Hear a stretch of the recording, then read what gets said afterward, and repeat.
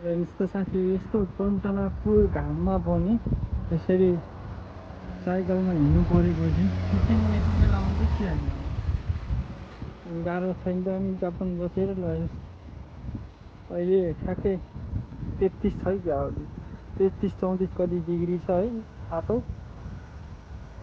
त्योसँग हिँड्नु परिरहेको छ साथीहरू बाटो चाहिँ होइन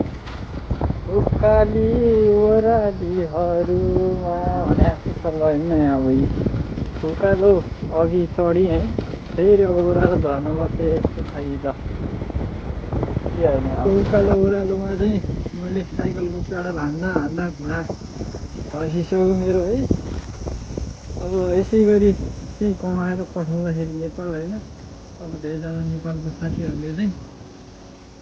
मासल्लाह पैसा कमाएर त मोज गर्छ त्यसलाई मोज छ है भन्छ है अब यसो एक दुईवटा भिडियो कहिले काहीँ प्रचार भएर बनाएर हालिदिनु पर्छ अझै फेसबुक टिकटकतिर है त्यो हेरेर ओहो फलानाको छोरोलाई त फलानालाई त